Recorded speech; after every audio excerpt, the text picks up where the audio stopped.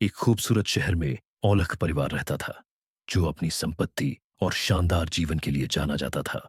हरजीत सिंह औलख और उनकी पत्नी श्रीमती नसीब कौर औलख, जो विवाह के कुछ वर्षों बाद ही चल बसी।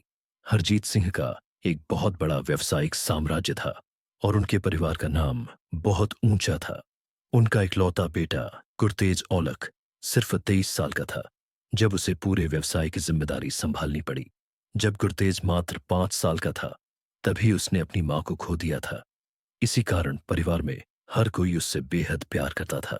समय बीता और जब वह लगभग 29 साल का हुआ, तब तक औलख का व्यापार खूब फल फूल चुका था और नई ऊंचाइयों तक पहुंच गया था।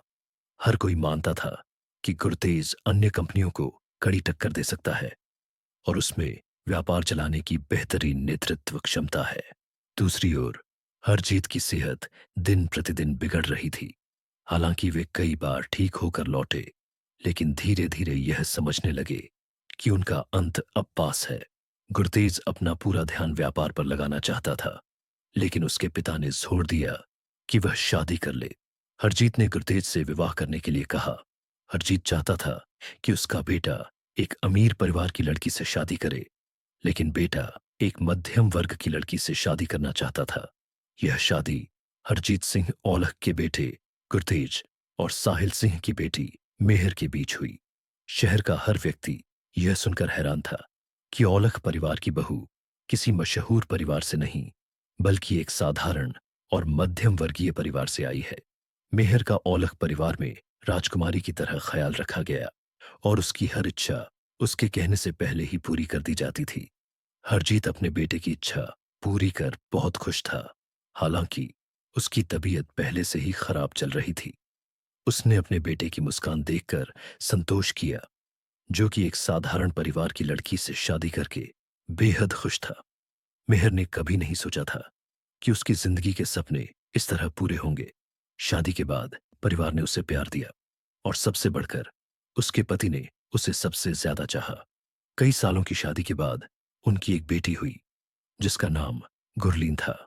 जब गुरलीन केवल 1 साल की थी, तब गुरतेज के पिता का निधन हो गया। यह पूरे परिवार के लिए बेहद दुखद क्षण था। गुरतेज बहुत दुखी हुआ, लेकिन मेहर ने उसे सांत्वना दी ताकि वह अपने आने वाले कल पर ध्यान केंद्रित कर सके।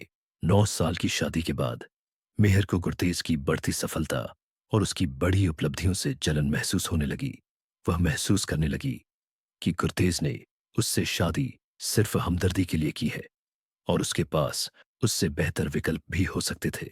उसके पास सब था, लेकिन फिर भी गुरतेज की सफलता से जलन महसूस करने लगी। हर दिन वह सोचती कि गुरतेज को उसके अधीनस्थों द्वारा, व्यापारियों द्वारा कैसे सराहा जा रहा है। जब भी वह कोई बड़ी पार्टी आयोजित करता, लोग उसे सबसे बड़े व्यापारी के रूप में पहचानते। यह सब देखकर उसके भीतर की ईर्ष्या और बढ़ जाती। वह अपने पति गुरतेज पर गर्व करने के बजाय कई बार उसके साथ बुरा व्यवहार करने लगी। वह नहीं रुकी तो गुरतेज बहुत चिंतित रहने लगा। अपनी पत्नी के व्यवहार को लेकर वह बेचैन रहने लगा। अपनी परेशानियों की वजह से वह अपने व्यापार पर ध्यान नहीं दे पाया और उसका व्यापार गिरने लगा। उस बुरे समय का फायदा उठाते हुए मेहर ने सोचा कि अब वह अपनी खुद की कंपनी शुरू करेगी। गुरतेज अपनी पत्नी से बेहद प्यार करता था और अपनी पुरानी मेहर को वापस लाने के लिए उसने मेहर को उसकी खुद की कंपनी शुरू करने की इजाजत दे दी। मेहर ने शादी से पहले बीकॉम पास किया था और वह सोचती थी कि यही उसके लिए काफी है। लेकिन शादी के बाद उसे एहसास हुआ कि यह गुरतेज की उपलब्धियों के सामने कुछ भी नहीं था। इसलिए मेहर ने भी जीजी कंपनी प्राइवेट लिमिटेड नाम से एक समान कंपनी खोल ली ताकि गुरतेज से प्रतिस्पर्धा कर सके। मेहर अपने ही पति की प्रतिद्वंदी बनना चाहती थी ताकि वह सब कुछ हासिल कर सके जो गुरतेज ने पाया था।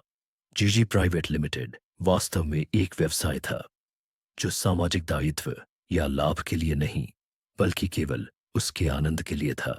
मेहर यह व्यवसाय मुख्य रूप से अपनी तसल्ली और अपने पति से बदला लेने के लिए कर रही थी। गुरतेज मेहर की इस विषैली मानसिकता को जानता था, लेकिन अपनी बेटी के अच्छे भविष्य और अपनी प्रिय पत्नी के प्रति प्रेम के कारण वह चुप रहा। वह रिश्ते में खुश नहीं था, परंतु उसने अपने परिवार के प्रति अपने प्रेम के बीच इसे आने नहीं दिया। पूरे शहर के लोग उस प्रतियोगिता को देखने के लिए स्तब्ध थे, जो मिस्टर और मिसेस औलख के बीच चल रही थी।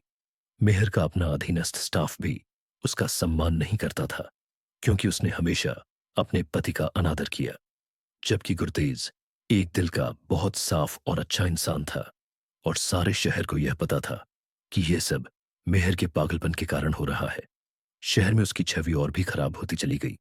पिछले साल सर्वश्रेष्ठ व्यवसायी पुरुष महिला पुरस्कार एक ऐसी महिला को मिला जो एस के LLTD की तरह किसी कंपनी की CEO थी।